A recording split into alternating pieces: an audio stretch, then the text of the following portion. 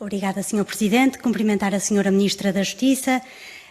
A quinta alteração à Lei da Nacionalidade incidiu sobre as consequências de uma decisão política tomada no final do século XV pelo rei Dom Manuel I, no sentido de expulsar a comunidade judaica que então residia em Portugal, permitindo que os descendentes dos judeus sefarditas pudessem obter a nacionalidade portuguesa. Ora, ter uma nacionalidade implica, como gostei de ouvir dizer, direitos e deveres. Nomeadamente, atribui direitos de participação política, que são privativos dos cidadãos nacionais, sendo pertinente a ligação entre nacionalidade e cidadania política, como decorre do número 2 do artigo 15 da Constituição. Nesse sentido, tem sentido que se atribua a nacionalidade portuguesa a cidadãos que possam não ter qualquer vínculo de nacionalidade efetiva com o nosso país. Aliás, como também foi mencionado, o gesto idêntico de reparação histórica foi efetuado por Espanha. Sucede que, em Espanha, além de terem aplicado um limite temporal, exigiam a prova de existência de um vínculo de ligação efetiva. Ora, em Portugal, a opção foi mais facilitadora e não exige este vínculo. Ora, trata-se de um princípio fundamental do direito à nacionalidade, uma vez que a nacionalidade é o vínculo jurídico que liga um cidadão a um povo. Inclusive, num sentido amplo, a cidadania é reconhecida como o direito a ter direitos.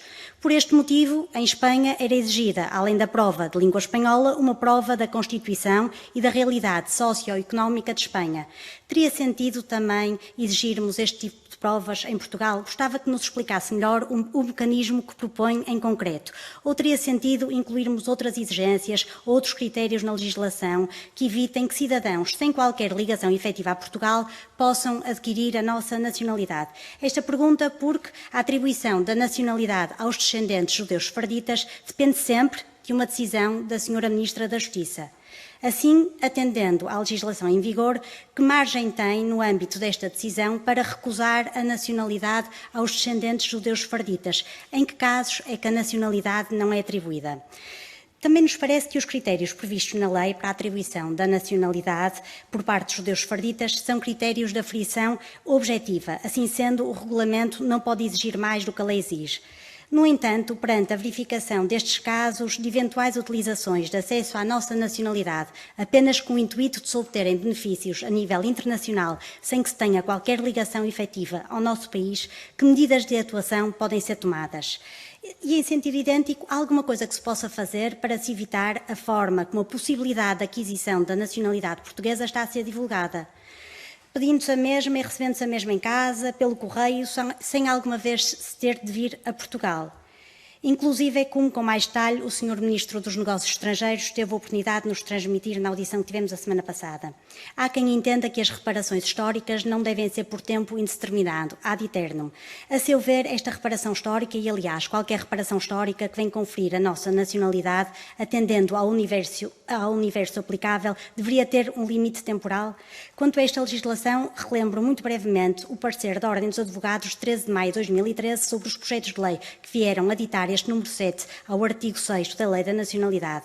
Entendia a Ordem dos Advogados que a redação atual da lei, nesta redação, não estava salvaguardado o princípio constitucional da igualdade, ou seja, não obstante reconhecer que é justa e devida a reparação aos descendentes de judeus sefarditas, considerava que não deveria ser criado um regime especial da aquisição da nacionalidade referenciado pela lei a uma concreta comunidade por se afigurar que esta previsão normativa contraria o princípio da igualdade consagrado no artigo 13º da Constituição, que não permite privilegiar ou beneficiar quem quer que seja devido à sua ascendência ou origem.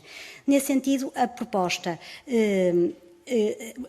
propôs a Ordem dos Advogados foi que se estabelecesse uma previsão normativa genérica abstrata que fosse aplicável a membros de todas e quaisquer comunidades de ascendência ou origem portuguesas e não apenas a membros de comunidades concretas e específicas. E a pergunta que lhe coloco é se não teria mais sentido uma previsão normativa nestes termos, como aliás já temos o número 6 deste artigo 6º.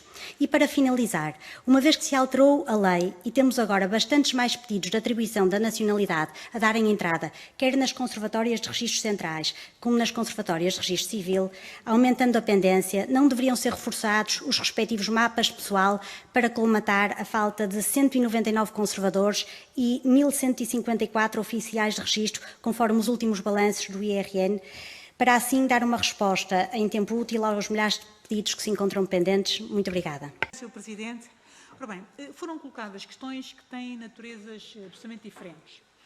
Umas prendem-se com a organização e o funcionamento dos serviços de registro notariado na parte da nacionalidade e da capacidade que eventualmente os serviços possam ter ou precisar de ter para responder mais adequadamente aos pedidos que são, ao conjunto de pedidos que são formulados.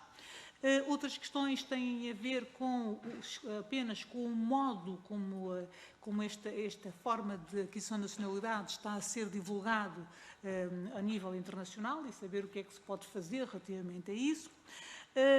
E outras questões que têm mais uma dimensão mais normativa, em que basicamente aquilo que está em causa é saber, ponto 1, a lei tal como está permite-nos, do ponto de vista, permite-nos avançar para uma regulamentação que condicione a aquisição de nacionalidade relativamente a este grupo específico, a exigência de laços de ligação efetiva ao território nacional. E depois, a outra questão, que é importante, é a questão do limite temporal. Deve-se ou não estabelecer um limite temporal para isto. E relativamente às questões associadas à máquina, digamos, dos registros e notariado, eu diria que não será esse o problema fundamental. Nós temos que ser capazes de responder, ter capacidade para responder à demanda que tivermos. E, portanto, é a nossa obrigação organizar-nos para conseguirmos responder. Esse não é o problema fundamental que aqui está em causa. Quanto à questão e é óbvio que vai ser preciso reforçar indiscutivelmente, nós temos a noção de que neste momento temos dificuldades ao nível da resposta, que os registros centrais e as 42 conservatórias que em todo o país tratam deste processo de nacionalidade não estão a ser suficientes para responder, para dar resposta, sobretudo, ao aumento de pedidos que foi surgindo nos últimos anos. Portanto, precisamos de encontrar aqui respostas de natureza diferente. As respostas nem sempre passam por juntar mais gente. As respostas podem passar por criar outros processos de fazer. E aqui, neste caso, por exemplo, nós temos de trabalhar no quadro da Justiça Mais Próxima, temos um projeto que visa transformar o processo da nacionalidade num processo essencialmente eletrónico. Pronto. O que, do nosso ponto de vista, libertaria muitos meios e facilitaria até não só o acompanhamento do processo e asseguraria maior transparência ao processo, como, obviamente, facilitaria também o trabalho e implicaria menos meios, dispêndio de menos meios por parte dos serviços de registros e notariado. Quanto à questão da publicidade, da forma como isto tem estado a ser publicitado, bem, eu diria que é difícil fazer alguma coisa. Nada do que está a ser dito é falso, sejamos claros, não é? Então, nós não temos propriamente publicidade enganosa. Aquilo que ali está é verdadeiro. É mau, mas é verdadeiro. Nós, na conversa que tivemos, eu e o Sr. Ministro dos Negócios Estrangeiros, com os representantes das duas comunidades, essa questão foi colocada e os representantes das duas comunidades disseram-nos que, em primeiro lugar, que nomeadamente em Israel, que era proibida a publicidade por advogados, e portanto não seriam advogados diretamente a promover aquela publicidade, e em segundo lugar, que eles próprios já teriam diligenciado junto de algumas comunidades locais, no sentido da publicidade não ser feita nos termos em que estava a ser feita. Mas a verdade é que isso não produziu os resultados que esperavam. E, portanto, nessa matéria, nessa parte também, não há muito que se possa fazer. Fica-nos então a dimensão normativa. Eu não queria entrar aqui em discussões sobre os critérios, sobre a história dos critérios. Portugal já teve vários critérios. Quando Portugal era um império, o critério era o jus soli, porque era o critério que fazia sentido numa lógica de império. E, portanto, os critérios foram variando em função também das circunstâncias do país, das características do país e da forma como o país olhava para ele próprio e integrava ou não todas as parcelas do território nacional, que em determinados momentos eram vastíssimas. E, portanto, aquilo que fomos tendo nos últimos anos foi uma conjugação dos jus solis com os jus sanguinis, estabelecendo-se um equilíbrio, e eu acho que, de facto, esse é um caminho saudável, e que é um caminho apropriado na definição de critérios de nacionalidade. É preciso dar uma resposta a pessoas que vivem cá, que fizeram a escolha de ter a sua vida aqui, que vieram para Portugal e que aqui pagam os seus impostos, que aqui trabalham, que ajudam a construir este país. É preciso ter uma resposta do ponto de vista da naturalização e eu penso também que é preciso ter uma resposta para pessoas que, sendo filhos de portugueses, foram eventualmente obrigados a sair do país, alguns em condições particularmente difíceis de imigração, num contexto económico adverso e que, portanto, nasceram num outro lugar e que mantenham ou queiram manter ligações ao território nacional. Pronto. Mas, para mim, o ponto de honra, o ponto-chave é esse. É que que as pessoas queiram, mantenham ou queiram manter uma ligação efetiva com o todo nacional, uma ligação com Portugal. Nós temos dificuldade em sindicar, obviamente, as intenções de cada um. É difícil. Agora, podemos estabelecer critérios que nos permitam, objetivamente dizer que, naquela situação concreta, aquela pessoa, obviamente, tem intenção de se ligar a Portugal, de manter uma ligação mais próxima com Portugal. De que forma falaremos a seguir? Perguntaram-me também se devia ou não haver um limite temporal para este processo. O meu ponto de vista é o de que devia existir um limite temporal.